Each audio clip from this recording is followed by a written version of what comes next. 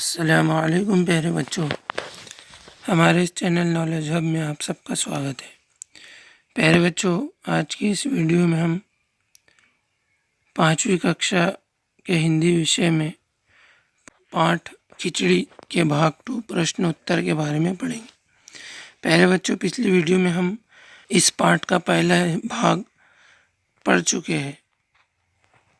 आज हम इस पाठ का दूसरा हिस्सा प्रश्नोत्तर के बारे में पढ़ेंगे। किसने किससे कहा, इसमें हमें पहचानना है कि दिया हुआ वाक्य कौन से व्यक्ति ने किससे कहा। पहला वाक्य है कि मैं रात भर आपके महल के सामने जलते दीपक देखता रहा। हम इस पाठ को पढ़ चुके हैं, हमें पता है कि ये वाक्य किसने किससे कहा था। तो इसका उत्तर है कि बहादुर ने बादशाह अकबर से कहा। आइए दूसरा वाक्य देखते हैं। दूसरा वाक्य है बिरबल खिचड़ी पका रहे हैं। प्यारे बच्चों, हम सब जानते हैं कि जब अकबर बादशाह ने बिरबल के महल में न दिखने पर सेवक को बिरबल के घर भेजा था, तो सेवक ने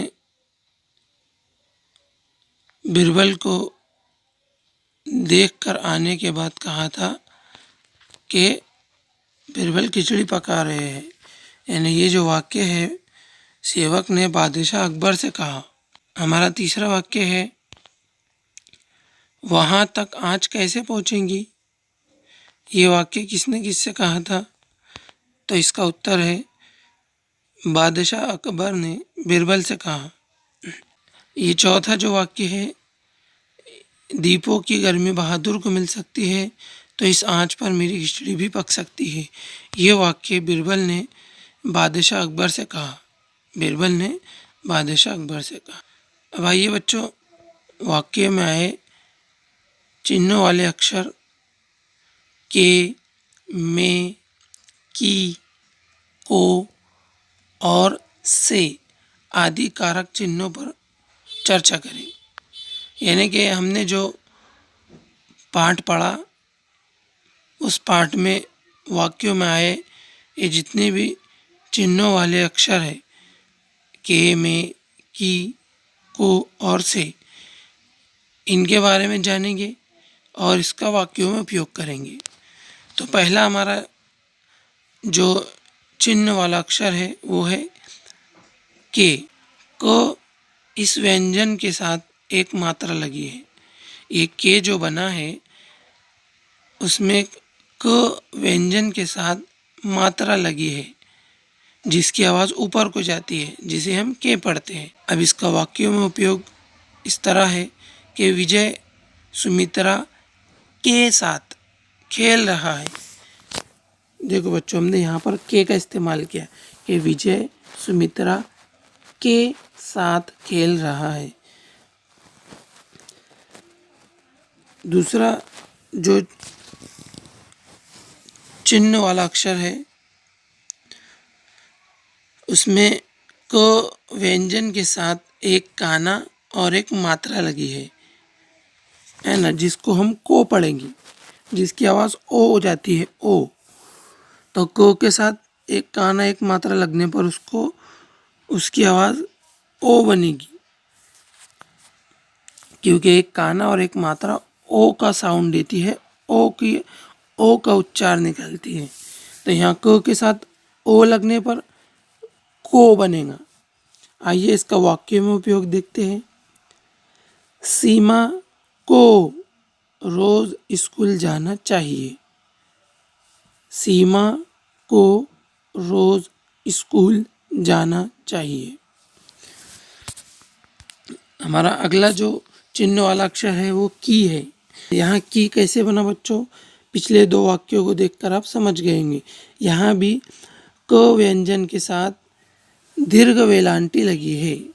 दीर्घ वेलांटी लगने पर आवाज़ नीचे को जाती है हल्की सी खींचते हुए, जैसे ई, तो क के साथ ई लगने पर यानी क के साथ दीर्घ विलांटी लगने पर क की आवाज़ नीचे को जाएंगी हल्की सी खींचकर कि।